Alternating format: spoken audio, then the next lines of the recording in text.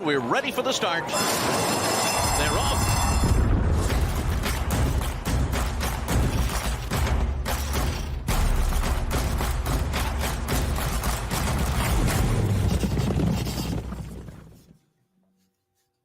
Welcome in, everybody. TGIF. It's the First Call podcast. Jeremy Plonk, Jeff Siegel for Express Bet and First Bet.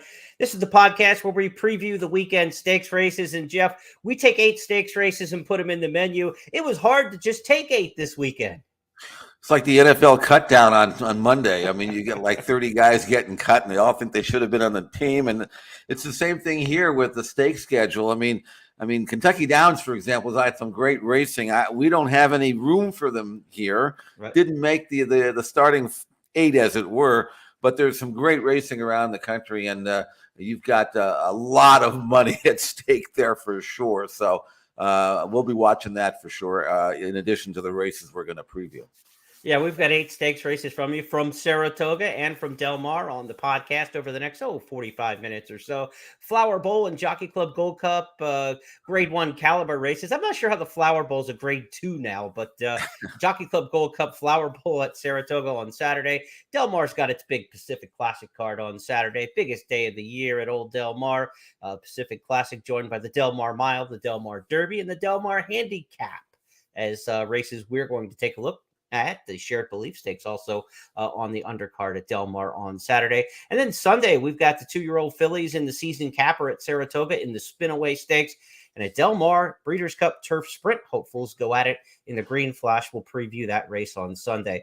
A lot to talk about and promote here over the next 45 minutes as we take a look at these races, and want to let you know with Express Bet and First Bet this weekend, there are $30,000 in hit and splits on the late pick 4s at Del Mar and Saratoga.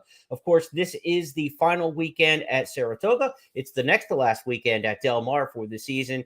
But this weekend on the late pick 4s on Saturday, Sunday, and Labor Day Monday, of course, the holiday weekend here, all 6 of those late pick 4s at Saratoga and Del Mar will have a $5,000 hit and split. That means if you hit it, you take down the pari-mutuel money and your share of $5,000 just with the other players on the First Bet and Express Bet platforms who hit the late pick 4 on Saturday, Sunday, and Monday at Saratoga and Del Mar. So $30,000 sweeten the kitty from First Bet and Express Bet. Jeff, that extra $30,000 will come in handy for sure for our horse players as we gear up for a big fall here. Of course, we're drawing the curtain on Saratoga this holiday weekend. Del Mar has extended their meet in 2022 to go a week past Saratoga. So they're going to run solo next week at Del Mar with a couple days of racing as they take a break on the NYRA circuit. So a big finish for Del Mar. You and I talked earlier this season on It's Official about how Del Mar was off to such a flying start and how the end could be a great finish. This could be a huge finish the next 2 weeks for Del Mar. It could. It's interesting because usually business kind of winds down after Labor Day, and I don't think the people at Del Mar are that crazy about having to go the extra week. It's just the way the calendar fit. But on the other hand, they're going to be the main show. And right. In this day and age of simulcasting, it maybe isn't the worst thing in the world to be the big guy alone. And we'll find out how that works out next week. But they got good racing next week as well. The debutante and the futurity, I think that's going to be interesting. So I think business will maintain itself at Del Mar. It's been a great meeting, both on the track. It's been, safe, knock on wood. Yeah. And that's going to be fun to see how it works out. But in the meantime, Labor Day weekend, wow, do we have great racing and critical racing in various divisions that'll set things up leading into the Breeders' Cup. Yeah, we talk about those 2-year-olds going this weekend at Saratoga. They'll go next week at Del Mar. We also have the 2-year-olds on the spotlight at Gulfstream Park this weekend with 2 divisions of the Florida Sire Stakes. And those races this weekend include the Firmed for the boys and the Susan's Girl for the girls. I've got a couple picks in those. I'm going to throw them out as the little bonus plays. In the race 8, the Susan's Girl on Saturday, I'm taking Cajun Tease, the 3 at Gulfstream Park. And on Gulfstream's 10th, the Affirmed. My boy's back. Awesome Strong. He's in post 5. Loved him last time in the Florida Sire Series. I don't think we're going to get the same price this time after as dominant as he was there to go 2 for 2, but I'm still on Awesome Strong the 5. So give me the 3 and the 5 in the 2 stakes races 8 and 10 on Saturday at Gulfstream Park. And as we mentioned with Kentucky Downs, there's a lot going on there this weekend. Racing Saturday and Sunday at Kentucky Downs. They've got the $1 million Mint million. And that race is our Express Bet race of the week. For my analysis of that race, be sure to check news.first.com, expressbet.com in the blog section, and in your email inbox as part of our Express Bet newsletter, full analysis in there. I tell you about Kentucky Downs because it's great racing. We saw it on Thursday with their opening day card, and I think the 4 top trifecta payoffs in the country all came from Kentucky Downs on Thursday. It's good betting, folks. You get up to a $10 money back special on every win bet when you play Kentucky Downs this season. There's 7 race dates, still 6 to go after yesterday's opening day. $10 money back special on win bets every single race of the 7-day meet at Kentucky Downs. Only when you bet with First Bet and Express Bet. Those win bets, if your horse finishes second or third, you'll get up to that $10 money back special refunded into your account in the form of wagering credit. So a lot of good reasons to play Kentucky Downs, a lot of good reasons to play Gulfstream this weekend. And I want to congratulate the Fun in the Sun final table. 30 players on Saturday, Jeff Siegel, for more than 1,000 entries during our 6 weeks of competition in the Fun in the Sun handicapping contest. They'll go at it in the final table on Saturday. 30 contestants want to get the number right. $17,740 in the prize pool, 10,000 of that seeded from Express Bet. The rest of it is 100% in entry fees throughout the meet was paid back. So we kept none of the money here. All we did was facilitate the tournament, and 30 players get a shot to go at it, to join names like Wayne Tam, who won last year's Fun in the Sun final table, and Robert Rosen, who won the inaugural final table 2 years ago. So which winner will we have this time? It'll be interesting. I want to give a shout out to Nicholas Nagy, Jeff. He was the top qualifier in week number 1. He topped $500 in earnings with 10 $10 win bets. That's a phenomenal total. Nobody matched that all season. And it wasn't luck for Nicholas Nagy. He was in the final table last year among the final 30. He finished 13th. So let's see, 2 years in a row in the final table for Mr. Nagy. He's the leading qualifier. I'd have to say he's the favorite in the Fun in the Sun. I think so. Based on that track record, I would absolutely give him the edge. But you need luck too. Yes, but sir. you also need skill. You get them both, and you win money. And so good luck to everybody who is involved in that incredibly popular promotion that we put out. With the Jockey Club Gold Cup this weekend at Saratoga, the Pacific Classic on Saturday at Del Mar. It's a good week to have the Breeders' Cup Classic Future Wager Part 2. That's also offered this weekend. Friday opening day wager for that. It will stay open through Labor Day Monday, so you can bet that all the way through Monday. You'll get a chance to see Flightline in the Pacific Classic, and you'll get to see the Pletcher Posse in the Jockey Club Gold Cup as well. We're going to handicap those races, and let's get started on our handicapping forecast for the weekend. Here's the menu once again, who we're looking at in terms of races. We're going to start things off in the Flower Bowl at Saratoga. So let's turn our attention and our programs to the Flower Bowl. It's race number 10 on the program. Flower Bowl at Saratoga for the filly and mare turf division. You would expect Chad Brown to be strong in here. He's got 3 of the 7 entrants. He's a 6-time winner of this race, which is more than anybody else, Jeff. And Brown won this race 5 of 6 years between 2014 and 2019. So you would think Chad Brown's got him surrounded, but he doesn't have the favorite. That's Warlike Goddess. She bids to become just the 3rd back-to-back winner of the Flower Bowl, joining Risk Averse and Stephanie's Kitten. This race inaugurated in 1978. Is it Warlike Goddess back-to-back, Mr. Siegel? Warlike Goddess is like the I don't know, the first team all-pro left guard in the NFL. I mean, she's the best at her division, but nobody knows who she is. It seems, yeah, right. You know, I mean, Warlike Goddess has won 6 out of her last 7. By all rights, she should be working on a 7-game or 7-race winning streak. Mm-hmm. She got beaten the Breeders' Cup Filly and Mare Turf by a half length when she moved too soon, struck the front, and got nailed late. But other than that, she's won actually 8 out of 10 lifetime. There's no reason why she won't continue to win. This is not a handicap, so she doesn't have to spot anybody any real significant weight. Mm-hmm. She keeps winning. She never wins by a lot, but she does it easily. And her win in the Glens Falls here at Saratoga last month shows us again how good she is and how good she remains. Let's go back and look at that Glens Falls for her run over the course. It is Key Biscayne, Petrichor, Warlike Goddess now making her move on the outside. Virginia Joy is in behind horses. And then it is Temple City Terror. And on the far outside, Flanagan's Cove. It is Key Biscayne, Warlike Goddess. Temple City Terror is right there.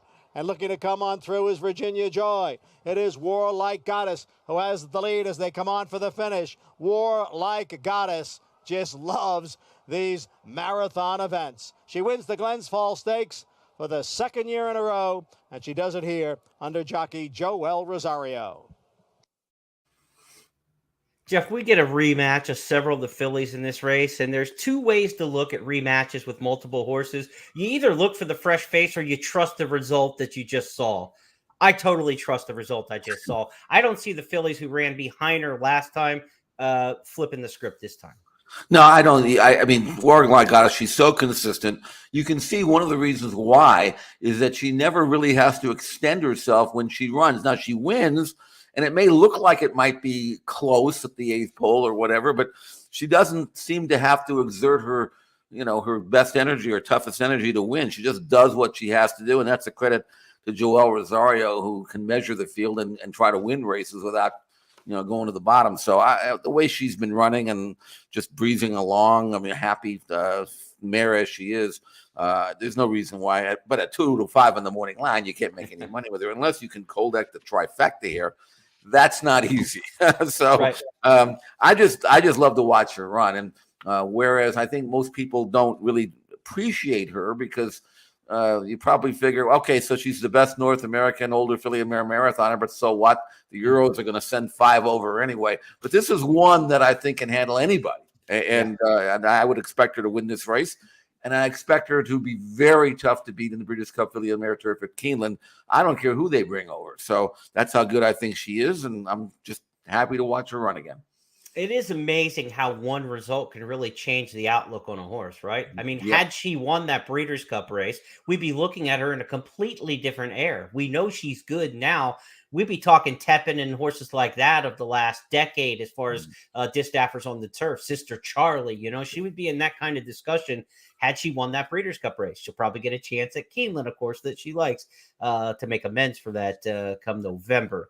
If you want to bet on Warlike Goddess, like Jeff said, exactas, tries, it's hard when you got 3 Chad Browns underneath, how to sort them out. I think the best gamble, if you like something in the Flower Bowl, is to look ahead to the Daily Double, and the next race on the card is the Jockey Club Gold Cup. So let's go there next and see who we might match up with the great Warlike Goddess. Field of 8 for the Jockey Club Gold Cup. I believe this is the second year that they've moved it to Saratoga. It used to be late an October prep to the Breeders' Cup at 1.25 miles at Belmont Park. It's now summertime at Saratoga. Of course, no Belmont fall racing. They will be at Aqueduct coming up in a couple weeks after Saratoga finishes this weekend. But you have one more headliner for a division that's already had the Whitney this season at Saratoga. Now they go to the Jockey Club Gold Cup and a group of 8 in here where Todd Pletcher's got 4 of the 8 runners. Surprisingly, in his Hall of Fame career and as stellar as he's been, Todd Pletcher has one Jockey Club Gold Cup win. It came in 2020 with Super Saver, or not Super Saver, Happy Saver. So of all the greats Pletcher's had in the 3-year-old colt division and, of course, the handicap division, you'd expect he's had a little more success in the Jockey Club Gold Cup. And the horse he won this race was really a late class riser during the COVID season that year when he won the Jockey Club Gold Cup. So Pletcher's got a shot here with a little more traditional power that he's used to playing with the 4 entrants he's got in here. Do you like one of the Pletchers? Do you like somebody else? Where do you want to start? I would like to know who you like because I don't have a great opinion on this race at all. My original goal here was to try to find something to beat Olympiad. And there's a number of these that are kind of like the same where you can't look for, like, for example, American Revolution, maybe the best of the Pletchers, just finished second to Olympiad's, got to pick up 7 pounds off that Foster runner-up effort.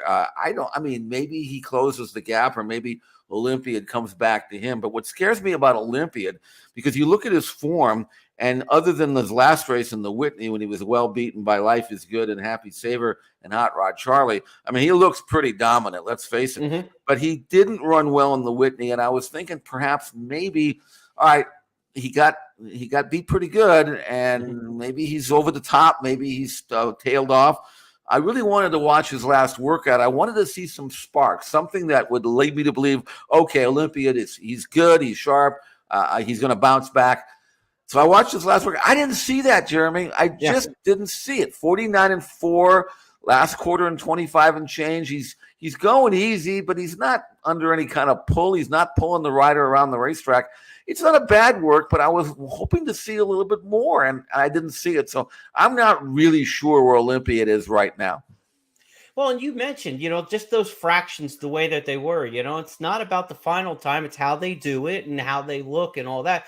But when the first quarter of it works in 24 and change and the second quarter's in 25 and change, you're not supposed to be slowing down when you're only galloping a half mile and breezing a half mile. I mean, it's supposed to go the other way, right? 25 right. from the pole and you're going nice and easy. And then you finish up with interest and gallop out. Well, that's what you want to see. So it wasn't the kind of work that you want to see from Olympiad in there. I think he's going to be a shorter price in here. I mean, he always gets bet. He's had such a great 2022 season from the spring on. Is he over the top? I know we talked a little bit pre-show, and you mentioned he reminds you a little bit of Speaker's Corner, who had such a great spring for Bill Mott, but then went west last week and was really flat in the Pat O'Brien. Is Olympiad kind of one of those who did a little too much spring, summer, and is going the wrong way like Speaker's Corner might be now? He might be, and if you're taking a relatively short price, you don't want to have to ask that question, really. That's correct. I mean, he's 2-1 in the morning line. Yeah, I mean, the idea here is that, he's going 1.25 miles, and I'm not sure about that. And again, once you get a horse, I mean, he got earned a 93 buyer number in his last start, which is, pretty good. Not great, but it's good. But he was a triple-digit buyer number in his previous 5 starts. And in a small field of 5, okay, so he couldn't beat Life is Good. But he was never really going well in that race. And maybe, I don't know. So anyway, I'm looking to try to beat him. I'm not sure with whom yet. I think American Revolution is coming up to the race well. He's training really well. On pure form, you wouldn't think that he could beat Olympiad or anybody else. But, he's 1-for-1 at Saratoga. So you can lean on that a little bit. Switching to Joel Rosario, he's got enough tactical speed to lay close to what should be a moderate pace, and he might be a viable alternative to Olympiad. You asked me at the top, you were trying to get me to make a pick, and I stalled as long as I could, Jeff. I mean, that was not like unintentional. That wasn't my mind just drifting and wandering there. This is a tough one. This is a hard one to settle in on. A lot of these horses are picking up a lot of weight and they're adding distance at the same time, and so that's a factor. Like American Revolution carried 118 in the Foster. Now he's got to carry 126 and stretch from 1 1/8 to 1 1/4. That's a lot of weight. Dynamic One won the Suburban under 118. Now goes to 126. 8 pounds extra to go another 1/8 of a mile. I do think Dynamic One is a pure 1 1/4 distance kind of horse, though. So I think that's a good sign for him. I think he's a horse who can get some ground. Keep Me in Mind is interesting because I think he's the Pletcher who's probably going to go off the biggest of the bunch. He was a really solid late running 2-year-old and 3-year-old for Robertino Diodoro. He was off for a year. His comeback win was a good one last time because he didn't get a lot of pace help in there. 112 and change, 48 and change for 1 1/8. And he rallied at 1 1/8 to win here at Saratoga. At 1 1/8, I like the inside post and speed at Saratoga. So he didn't get a great pace set up. He was a come from behind horse and he still delivered. That's probably a better than it looks effort. I know Rosario jumps now to ride American Revolution, the more proven stakes horse for Pletcher, but you get Javier Castellano, who's riding the best he's ridden in at least 5 years, probably. So I think Keep Me in Mind could be the price play. He carried 125 last time over the 1 1/8. These other horses, again, picking up 8 pounds off their last effort, maybe some of them on the south side of their form. This horse isn't in the south side of his form because he missed a year and he came back with Pletcher. So he's like in a good part of his form cycle, right? Second off the layoff is my favorite bet when it comes to a form cycle. How does a horse run second off the break?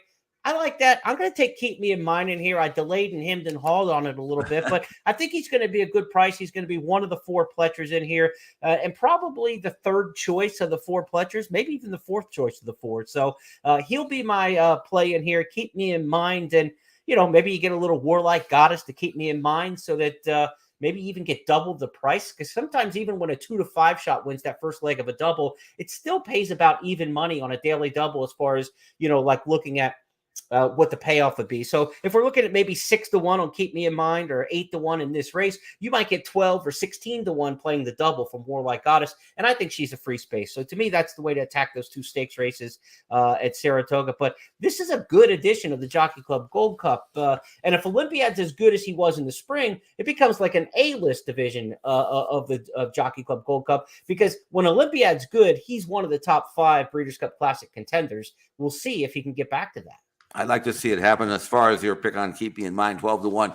The one thing I'll tell you about him is that off the layoff, he had for Pletcher, he trained unbelievably well prior to his comeback win. He was bet like he couldn't lose, and he didn't.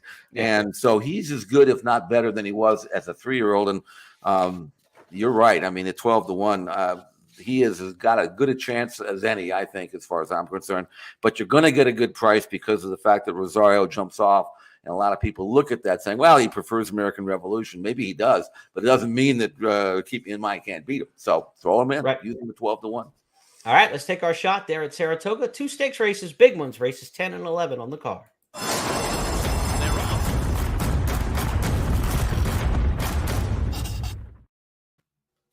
All right, Jeff Siegel, let's turn our attention now to Del Mar on Saturday, where it's Pacific Classic Day, and the first stakes race that we will look at will be race number 7, the Del Mar Mile. Of course, the Shared Belief earlier on the card, New Grange and some other 3-year-olds that we're familiar with going in that one, but for handicapping purposes, let's turn our attention now to race number 7, Saturday, where the turf and surf meet. Interesting race where last year's Pacific Classic winner shows up.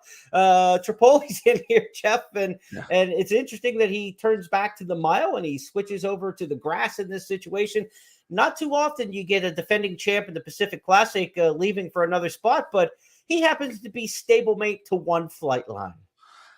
Yeah, I think that they probably figure that maybe Tripoli would have a hard time beating Flightline. Maybe we can win this race instead. And Tripoli's had some success on grass, but this is a race. It's a very good race, and it all depends on how much you believe, if you believe in it at all, in Iridio's win in the Wicker. I know that was just a restricted win, but for him to do what he did in that race, I didn't see him coming, even though he was a Group 1 winner in Argentina way back in December of 2020. So he had credentials, and his races here, the 3 previous prior to that race, wouldn't have impressed you all that much. But when you look at his win in the Wicker, when they went 48 to the half and came home in 47-2, and he's 10th down the backstretch, and he has to weave his way through all the traffic and quicken and accelerate with the turn of foot that he showed. To me, I had actually didn't even like him in that race, and I got beat. I had Brand in that race, and I said, "Who is that?" And he went by me. I went back and watched the replay, and I'm saying, "Okay, I don't feel bad because that horse was best. He's trained well since. I don't see any reason why Iridio won't run back to his Wicker win, and his Wicker win was really, really good." The Rich Strike of the California turf scene. You didn't see him coming, and he said, "Who's that?" Looking down at the program. For folks watching the video podcast version of First Call, we're going to go back and take a look, and I want you to set up who we're looking for here, because this is a tough one to spot, but it's the number 1 on the inside, Iridio, white cap, blue silks with yellow on the sleeves. Look to the inside for the 1 here as we pick this up in the stretch. Iridio is going to make the sharp run Jeff talked about. They come for home now, and it's still Kentucky Pharaoh. Bran has room at the rail now, running on late as Iderio. They come for home, and it's Kentucky Pharaoh. Bran on the inside, Gregorian Chant flying late, and also Iredio. Iredio's mowed them all down. Iredio up to win it. Bran second, then Gregorian Chant, photo for 4th. 31-1 under Hector Barrios, Jeff. Well, the leaders came home in 23 flat, so you kind of figure what he did. Yeah, that's an exceptional turn of foot. And here's a 6-year-old gelding, and now he's just turned 6 because he was bred on Southern Hemisphere time, but he's only had 10 starts, 5 wins and 2 seconds. So while he may be a little older than you'd expect, he's a fresh horse. He's trained very well, slow and easy on the dirt since that race for Marcelo Polanco, who used to be Julio Canati's right-hand man and in the glory years there, and gets some of these South American horses done very well with blue stripes. So I don't see any reason in the world why Iridio won't run back to that race. He's drawn well in the 3-hole. He's not really that slow early. I mean, and he can lay fairly close. He likes to get some cover, like sit in the middle somewhere or first, second flight, and then quicken. And I think that's the race, the way it's going to shape up here. And I'm looking at this race. There is pace in the race. He can sit back and make a run. So 5-1. And Hector Barrios, by the way, really impressive out here in California. Terrific grass rider. So he's started when he came out here originally. No one even heard of him. Didn't know who he was. He's a good rider. And I got to tell you, he fits Iridio perfectly. And I expect to see the same kind of race in this race as we saw in the Wicker. What do you make of Calfkin Peak? This is a horse I liked a lot when he came up through his maiden win, through the Eddie Logan. I thought he was going to be a really good 4-year-old. 3-year-olds on the turf, you don't see a lot of great races. You get the Del Mar Derby, we'll talk about in a bit, but there's not a lot 3-year-old turf racing. I thought this was going to develop into a really good 4-year-old. He's been okay. He has never run a bad race, but his only win was an allowance company in 2 starts this year, 3rd in the Eddie Reed. Is he overrated in my mind, or is he just okay, or is there more there in the tank, you think? Well, here's the thing about Calfkin Peak. He's kind of like Iridio. The only difference is that from 0 to 60, with what you need from the 8th pole to the wire, he doesn't quicken like Iridio. He runs on, but he doesn't ever give you that explosion type of thing. And in California, especially at Del Mar, where you got a very short run in from the top of the stretch to the wire, you better be able to accelerate on a dime. And Calfkin Peak just doesn't have that. I mean, he tries hard. He looks like he's going to get there, but when push comes to shove in the final 16th of a mile, he just can't quicken like some of these others. Now, he's still a good horse. Don't get me wrong. Yeah. He's going to win some good races eventually. But if the race is reduced to a sprint home, he's usually at a little bit of a disadvantage. Bottom of the try and super, those kinds. Sure, right? Absolutely. No, that's where he's useful for sure. No lead, no pass, I like to call them. And those kind Yeah. of horses are going to end up on the bottom of your tickets a lot of times. Let's turn our attention now at Del Mar. Race number 9 on this Pacific Classic card is the Del Mar Derby for the 3-year-olds on the turf. We've got a couple horses we're familiar with throughout the series, the La Jolla, the Oceanside, the races that lead into the Del Mar Derby. Jeff Siegel with me here on the First Call podcast. Jeff, who do you like in the Del Mar Derby, and tell us why? Like McKinnon. I'm still convinced that McKinnon is a good horse and will still be a good horse. He's a 3-year-old son of American Pharoah. He has a very right to be a good horse. Last year as a 2-year-old, he won 3 in a row, broke his maiden, won a stake at Del Mar, and then he won the Zuma Beach. Went a little stale. I tried him on the dirt. That didn't work. And in the Oceanside, he was a little disappointing. He was even money that day, but he didn't have the best of trips. He really has trained well since then. This is a dirt work that we saw on August 20th. He's got a stablemate who is not all that much, but giving him a little bit of a target. I love the way he quickens into the stretch. Again, remembering this is a grass horse, and he's going to do this work in a minute and change, but he's under wraps, Jeremy, every step of the way. Yeah, he Sharp looks good. and eager, looks terrific. I think at 1 1/8, I think you're going to see McKinnon settle and then really show his best stuff. And his best stuff, I'm convinced, is going to allow him to be a really, really good colt. Again, he's only had the 9 starts, and he's had some trouble, some of it self-caused. But there's no excuse to me on Saturday. This horse should really fire. Doug O'Neill looking for his first win in the Del Mar Derby. That's surprising, as many turf horses he's had over the years, and the way he fills the entry box. He's got a shot in here with McKinnon, of course, and with Slow Down Andy. So 2 shots in here for trainer Doug O'Neill. Balnikov's been a good one for trainer Phil D'Amato. He won this race in 2014 with Midnight Storm. He comes off a win in the Oceanside on opening day at the Del Mar meet. So the Oceanside's supposed to get you ready for the Del Mar Derby. We talked when we analyzed the Oceanside, though, Jeff, I recall this saying it's going to get a lot tougher in the Del Mar Derby, that Oceanside wasn't as strong as what they'd see at the end of the meet. This is a good edition of the Del Mar Derby, but not elite. So I don't know how much tougher it got than what we expected it to get from the Oceanside. I think, like I say, I think McKinnon's got an upside, a ceiling that the others don't have, but he's got still have to go out and do it. But Balnikov, I'll say I picked against him in the Oceanside. I wasn't that crazy about the way he was training. and he still won the race. And I can tell you he is training really, really well now. So that's the one I think that McKinnon has to worry about. And I think Balnikov does have, again, a little bit of a more of an upside than some of the others. I mean, Dandy Warhol won an allowance race, looked good, but he got a setup that day. I'm not really sure whether they're going to go 21-3 and 44-3 in this race, going a mile and 8. So he's going to have to come against the grain a little bit. I think he's going to develop nicely. He's only had 3 starts from Mark Klatt. So there's some upside for Dandy Warhol, and Pratt's going to take over and ride him. But that's because Spoli rides Balnikov, which you can expect him to do because he won the stakes with him last time. But it's going to be an interesting race. But to me, if McKinnon, if he just drops his head, switches off, doesn't try to run off or do anything stupid, which he's done in the past, but the way he's been working, and that's one of the reasons why they've been breaking him up behind horses, just to try to get him to relax. If he minds his manners, I think he's the best horse in the race. Dandy Warhol. That's just that's a technical foul with the Jockey Club naming there. I just can't get into that one. Although Worst Reed Sanchez is a good name too. That was the horse who was working on video with McKinnon. Right. Of course, he's the follow-up to Bad Reed Sanchez, the horse that O'Neill and Redham had a few years ago, both knocking on former Jets quarterback and USC quarterback Mark Sanchez. So they went from Bad Reed Sanchez to Worst Reed Sanchez. I guess the next round will be Worst Reed Sanchez as they go from bad to worst. But that's a look at the Del Mar Mile. Let's start our Del Mar Derby. Let's turn our attention now to the main event.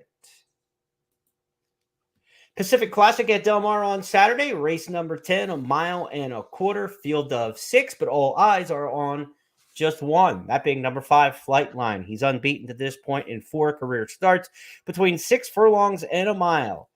Jeff Siegel joins me now to analyze the field, and obviously it starts with Flightline, Jeff, a horse that I know you've seen up close and personal and that you've been highly impressed with for a long time. Well, not only is he a great-looking horse, but he is a horse that has got everything going for him, except for the fact that he hasn't been 1.25 miles. But the way he's been training, I don't even think that's going to be a problem, especially in a race like this where they're going to hand him the lead. I mean, nobody's going to, try to run with him and ruin any chance of finishing second. There's nothing wrong with finishing second in a $1 million race. And the way he's been training, I mean, you would never think that this horse has never been around 2 turns, the way he's been relaxing and finishing and 59 and change. And just, I mean, again, this looks like a 103 breeze. I mean, he's just going so easily, never gets tired. And not, I mean, you look at his form and you have to remember last year on this very same racetrack, he won an allowance race by almost 13 lengths and earned the 114 Beyer number in his second lifetime start. Yeah. So we know he likes the track. He's training very well. He's smart as you can possibly be. And I'm in the form. I mean, he won the Met Mile with trouble. He won that race by 6. Before that, he won the Malibu by 11. So, I mean, not only is he winning, he hasn't even been tested. Right. Except for the Metropolitan Mile, which he would have won by 12 if he hadn't gotten shut off and taken back early at the start. So, and the only horse that can even bother him early is Stiletto Boy, and he's outside. But I think what their plan is to try to sit a distant second, run their own race, try to win second money. That's, I think, $200,000 or something. Not a bad payday for a gelding. I think that's probably what they'll try to do. Now, if there was a rabbit in there that could run with Flightline, maybe you could think, hey, maybe he might get caught up. But I don't think that's going to happen here. I've watched Country Grammar work. He hasn't been impressive. He's just not a good workhorse. He's a good 1.25 miles type horse, but I don't think he's going to get the help up front that he needs. Royal Ship is capable of running very, very well. I just never know when that is. I mean, I've tried that. I've tried him on the off races. So I think it's good news for Richard Mandela that I'm not picking him, because if I did, he'd finish 5th. I'm sure of that. But he's got a chance to run second. I really did like his run in the San Diego. They didn't go that fast, and he still circled the pack and one going away. But none of them have a chance to beat Flightline if Flightline runs up to what I think he's capable of doing. And it'll be interesting to see how impressive, if he does win, and how he impacts the Breeders' Cup Classic, and whether or not that field will consist of him and 4 others or 5 others, because there are 4 or 5 others that are really good, but after that it kind of drops off. So we'll see what happens with Flightline as we watch him in what almost surely will be the second to last race of his career. There's like some good news and bad news when you look at the history of the Pacific Classic. One of the most surprising statistics, and one of the things I almost had to do a double take with, John Sadler's won this race 3 of the last 4 years. And if you'd have said a trainer has won the Grade 1 Breeders' Cup Classic Division race at any particular circuit 3 of the last 4 years, who is it? John Sadler would not have been on the first 5 choices for a lot of people. And he won it. And this is the good news, bad news part. He won it with Accelerate, Higher Power, and Tripoli. They're not Flightline, folks. I mean, they're good horses. Accelerate did go on to win the Breeders' Cup Classic and really got good for a period of time there. But none of those horses are anywhere near the stratosphere and talent that we see with Flightline. So that's the bad news for the rest. If John Sadler won this race 3 of the last 4 years with those horses, what's he going to do with this one? Yeah, and like I say, this is a colt that is he's the kind of horse that is so easy to train because he does whatever you want him to do. If you want him to go 58, he'll do that. If you want to go 102, he'll do that. That's what makes him great. He doesn't tear off and I know a lot of people saying, well, he's only run 4 times. I can tell you for a fact that was never the intention. Okay. He's had some issues. He's good now. Don't get me wrong. I mean, he's great now, but he's had some problems. And I don't want to get nothing that would cripple him or anything that would prevent him from running. You just need to, when you have a horse this good, you want him to showcase himself when he is good. And while he was intended to come back after the Malibu and run in early March, that he had to come up with a little minor problem behind. And now it's a position of, well, okay, we won the Met Mile. We let's run the Pacific Classic. And he trains so well, you don't have to worry ever about him being short for any race. So you don't have to run him into shape. So I'm looking forward to a great performance again. And Flightline is he's just not only he's a great horse, he's an incredibly good-looking horse too. He looks the part. He looks like a champion's supposed to look like. If you're going to make the case to beat him, you can do it on paper, right? I mean, if you like what you see on paper, but not what your eyeballs tell you. Country Grammar's won $10 million, and he's got a full resume. He's won all over the world. He takes his track with him. His trainer, Bob Baffert's tied with Bobby Franco with 6 wins in the Pacific Classic all time, could set the record and have it for himself. If Country Grammar's successful, you get John Velasquez to come out and ride again. There's a case to be made on paper, and the fact that Flightline's never even raced around 2 turns. But the tote board doesn't give a crap about the paper because the tote board's going to tell you Flightline is 1-5 in this race, and I think he's going to be bet accordingly. I think he's going to be played that heavily in here. If you like Country Grammar, you just need Flightline to not get the distance. That's really the plan here, and the hope, right? I mean, that's what you're tagging your hopes if you're playing Country Grammar or anybody else. You just have to hope that this horse can't get the distance. Well, I tell you what, if you like Country Grammar, don't watch his last workout. It's on xptv.com. Now, I will say this, Country Grammar is not a good worker. So, don't think that, he worked bad so he can't run. He does much better in the afternoon when the money's on the table. Like you mentioned, he's worth $10 million. But if you watch the work, you'd say, he's not going to beat Flightline. I mean, he's not going to win an 80 claimer, because he just doesn't do it in the morning, but he'll probably lay his body down. He'll sit back. He'll make his run. But when you look at, he's been running against Royal Ship and those kind of horses. And, this is a different level. This is a whole different ball of wax for Country Grammar. But he could run second.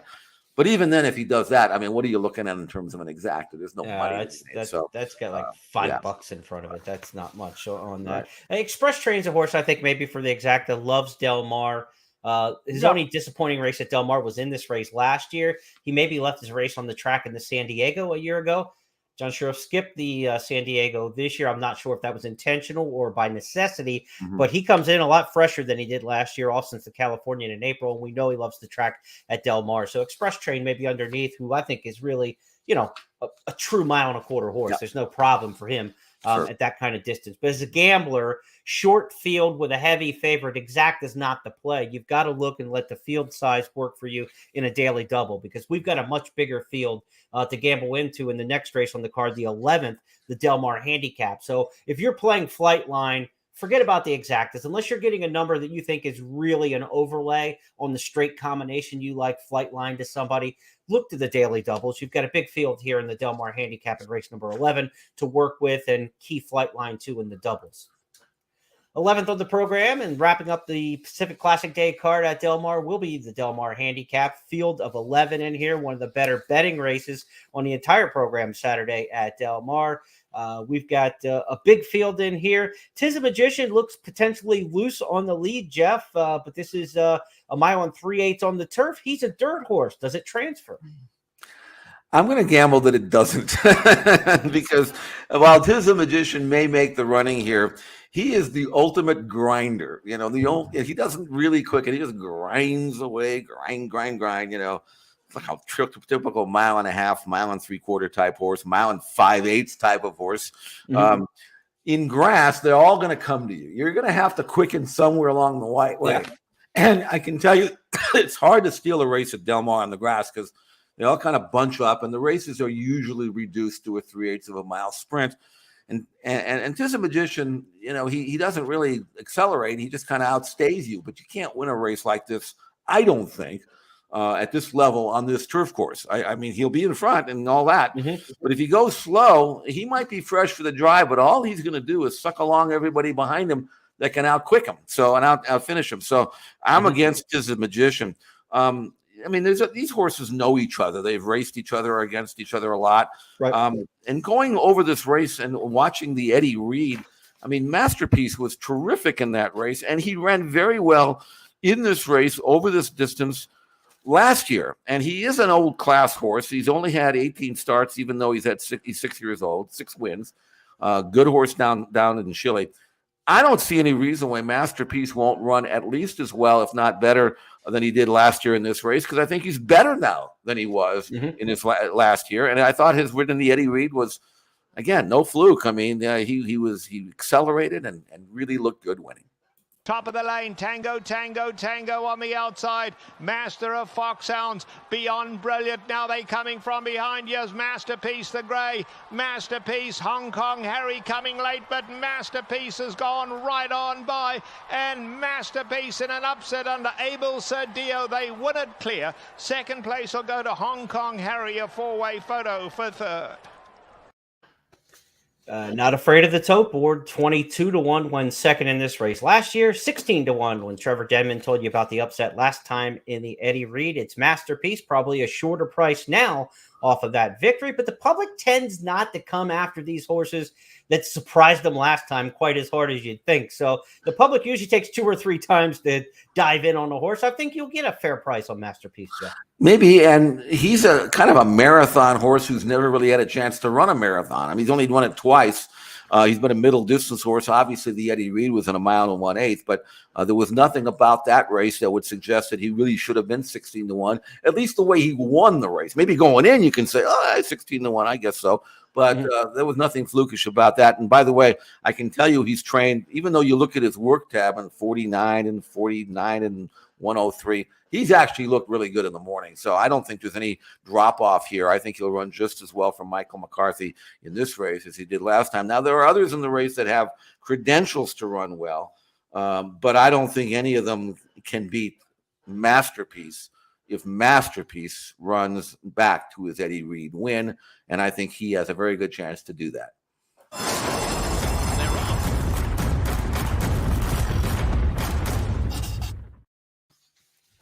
Main event on the Sunday card at Saratoga will be the Spinaway, Grade 1 season ender in the 2-year-old filly division.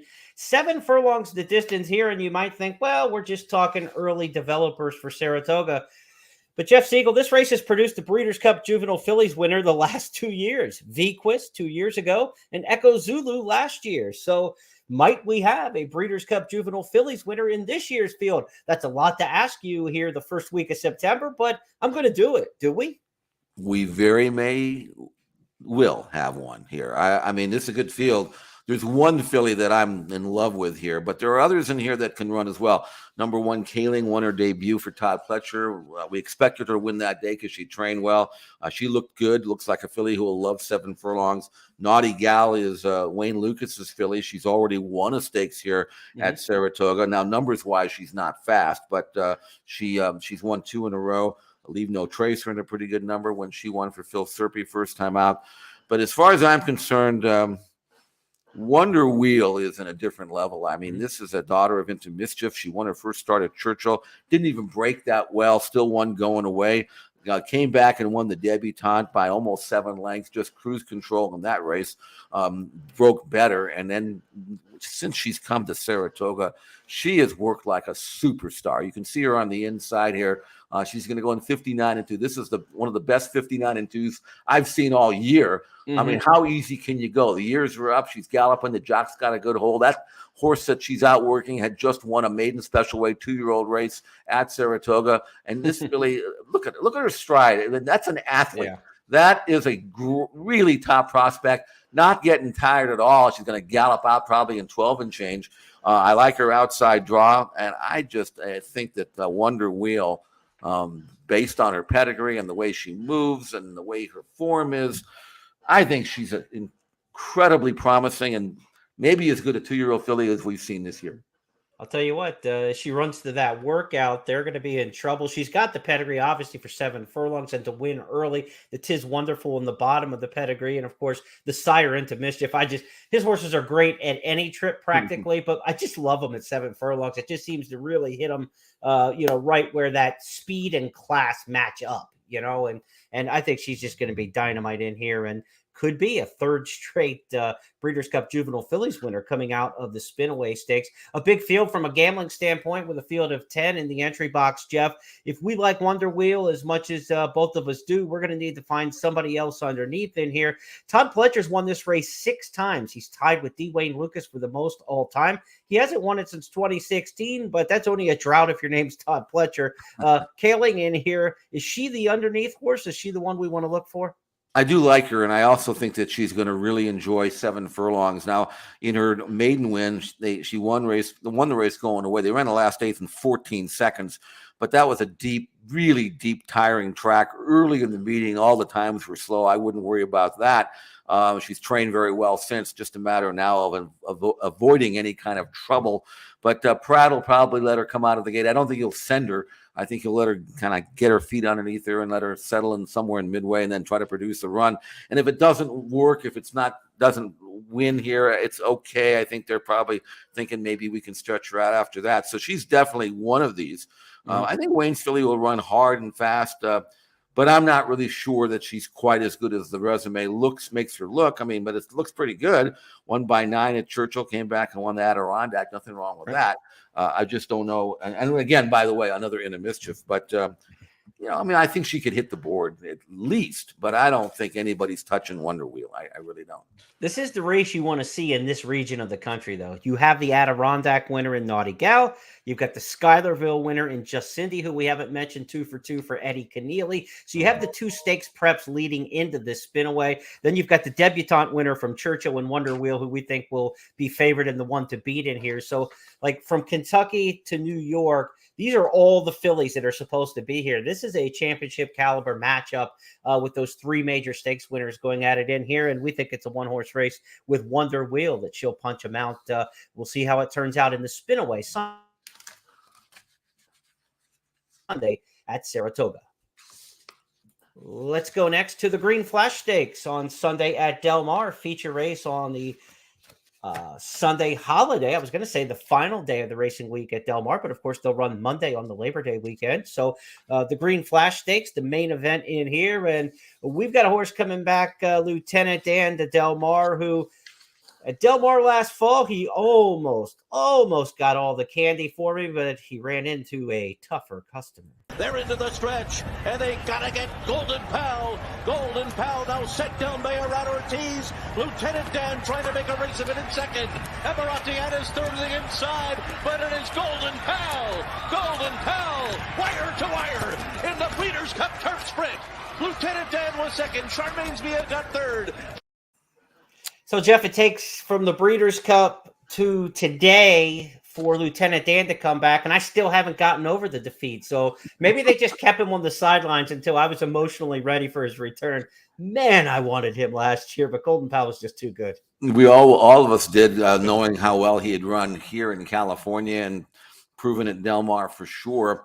Well clear of everybody else. He certainly ran a winning race, earned a career top 103 bar number in defeat, beating Golden Pal, who nobody was beating that day. Yeah. Lieutenant Dan just ran as well as he could possibly run. Now, the question is, he's back now. Obviously, Steve Miotti would like to have him back in the Breeders' Cup this year. He gets an extra half furlong to work with, which wouldn't hurt him back in Kentucky. The question, though, is how cranked up is he? This is not the most important race. But I tell you what, he has a history of firing fresh. If you look at his form, you'll see some really good races off layoffs. As a matter of fact, last year, he came off a year and a month layoff and won at Del Mar on this course going 5.8. So he can fire fresh. He won this race last year. So we know he loves Del Mar. He's got really good tactical speed, but you know he doesn't need the lead to win. Right. Now the question is, Jeremy, how is he trained? Well, he hasn't trained on grass. He hasn't trained in company. He looks like a horse that is going to be a little rusty off the bench. Yeah. But if you go to xbtv.com and watch his slow workouts, you'll notice what he's been doing, what Steve's been doing with him, going off nice and slow over a surface that he's really not that great over, although he can run on dirt. But he's come home really well. His last quarter, 24-2. I mean, he kind of 2-minute lick to the top and then, was left run a little bit through the lane. Right. He responded, picked it up. So I think he's as good as he used to be or was last year. The question is, how tight is he? Yeah. But his class may carry him through, and he's the kind of horse that you don't need to hone on him in the morning to get him fit. We've seen that. So I'm stuck with Lieutenant Dan because I tell you the other horse that I would throw in is Coulthard. I think he's a nice horse for Phil D'Amato. I think he's a late running sprinter and he likes Del Mar. And if Lieutenant Dan isn't quite 100%, I think Coulthard right next door is going to be a horse that's going to fire big as well. So I think those are the two that you have to look at in the Green Flash. Yeah, there's a lot of allowance caliber horses who are coming in good form in this race, but there's just not that dead set turf sprint stakes horse in here in the field. And so he should be able to outclass these. Fitness, not a huge factor when you're going 5/8 on the turf. You just need to be sharp. And we'll see if Miotti's got him sharp enough to go. Maven's interesting. First off the claim, Ryan Hansen Barn picked this one up for a 40,000 claim. Wesley Ward shipped west for some of that ship and win money, and they got everything right. They got the win, they got the ship's bonus, and then they got $40,000 on the claim. So with Maven, they got a little bit of everything on the way of sending that one out the door to a new barn. He was a pretty talented sprinter on the East Coast for Wesley Ward. Curious to see if he can step back up into the stakes company here. Not a great draw though. The 11 hole, no picnic on 5/8 on the turf. Thoughts on Maven in here? Well, he's fast for sure, and you're right about what they did. Wesley, they got him sold. They got the purse. They got the ship and winning money. And it's as a 5-year-old gelding who hadn't been running well. I'm sure they were thrilled to move on. It's like again, I use the sports analogy where you got a 8-year veteran from the NFL, lost a step. You trade him and you figure, okay. His best days are behind him, but Maven's pretty good when he wants to be, and he's going to be very quick on the outside. And I understand why Wesley kind of dumped him and they culled him from the stable. But this is a horse that could be dangerous here if he can pop and go and get loose. There is speed drawn inside him, but he won't be waiting around for anybody. And maybe he'll get over and take him a long way. It's possible. You look 5/8 of a mile. I mean, you can do that on one breath, and I think with Maven, if he can get loose. He might outrun his odds. It'll be interesting to see how far he can carry his speed against this. He might be like Odell Beckham for your Rams last year, right? Right. You think he's done, but then he's got a couple of catches for you in the Super Bowl that you need. So we will see what Maven's got cooking. Big weekend, though, as we review our stakes that we went over on this edition of the First Call podcast. Pacific Classic Day at Del Mar. We took you through 4 big races there, the Del Mar Mile, Derby, and Handicap, as well as the main event, the Pacific Classic.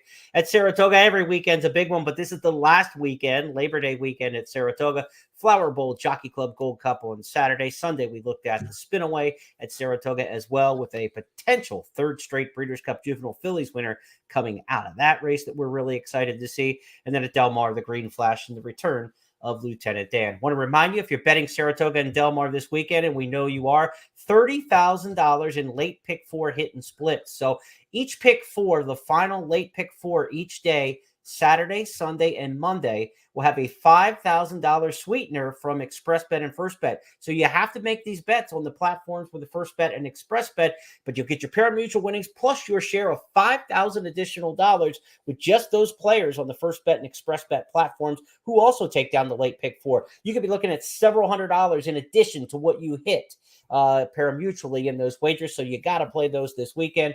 Be sure to join us for that. Gulfstream Park, we want to remind you, has got the Florida Sire Stakes on Saturday. A couple there, the Susan's Girl and the Affirm Stakes go as races 8 and 10. Be sure to check out Gulfstream Park and look at the blog section at expressbet.com and news.first.com. We'll get you the artificial intelligence pick from the FirstBet app. We'll publish those for Saturday's big stakes at Gulfstream Park. You'll want to be on the lookout for those. Jeff will have all of his Saratoga and Del Mar analysis for you as well. And want to remind you that coming up on Monday, it's Labor Day, of course, which will be closing day at Saratoga. So there'll be mandatories going on at Saratoga. A reminder, the NYRA racing circuit will take a little breath then before going to Aqueduct in a week's time.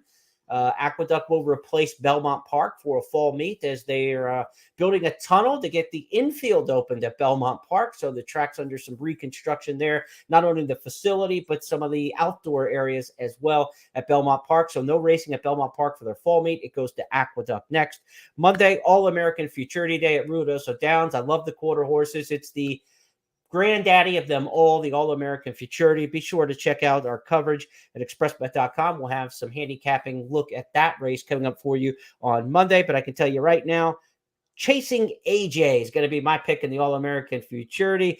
4-horse on the program, number 1 in your heart. Is a beaten favorite, Jeff, in the Ruidoso Futurity. Beaten favorite in the Rainbow Futurity. He's getting it done this time at a better price. To qualify for those 3 major futurities when there's 175, 200 horses going for 10 spots, that tells you how good of a 2-year-old he is to qualify for all 3 major futurities. He's going to get the big one this time. $2 million purse in the All-American Futurity. So let's get Chasing AJ home on Monday, Labor Day. Okay, I will piggyback on that pick for you. I know you've done your homework, and from where you're from now in Oklahoma, I mean, I know you know your quarters. I know you know those short runners. So I'm with you on that. So great racing, quarter horse racing, certainly thoroughbreds around the country. College football kicks off. I mean, is there a better weekend anywhere at any time than this weekend? Think about it. Only if Oklahoma's playing in the national championship game and there's racing the same weekend. All right, well, then we'll go for that. That would be better than opening day, but that's about the only way. We know this is existing. That other thing may or may not happen, but it might. That's right. This date we can circle in the calendar. Should be a lot of fun on Saturday. Reminder too, Breeders' Cup Classic future wagering available at ExpressBet and FirstBet. John White's got that in his blog, so be sure to check out John's blog as he previews the Breeders' Cup Classic future wagering. And John's also got his picks in for the Pacific Classic. Spoiler alert, he likes Flightline. No. We all do on the Pacific Classic race itself. That's John calling right now to give Jeff the exact. John's telling me that he makes the morning line down there. He's 1-5, and that kind of tells it all right there, although he will be. But we'll be enjoying that. Friday's busy day for me, by the way, because I've got all kinds of workouts I have to look at, both at Saratoga and Del Mar. Got to watch them, got to write them up. I want the horse player to have all the relevant information, so I will have that not only today, obviously, for today's cards, but for the big cards at Del Mar and Saratoga tomorrow. So as soon as we're done here, I'm going to my computer. I'm getting my stopwatch out. I'm getting my notes out. I'm going to get my writing skills going. I got a lot of work to do today, but it'll all be worth it, and let's make some money tomorrow. So you're saying I'm holding you up? Is that what you're saying? I'm holding you up? You got work to do? Time to go? Yeah, that's what I'm saying, in my own subtle way. We'll talk to you on Tuesday with It's Official, where Jeff and I make 5 topics from the weekend official. Until then, be sure to check out ExpressBet and FirstBet this weekend for all the Pacific Classic wagering needs that you have. Good luck, everybody. We'll talk to you next Tuesday. We're ready for the start.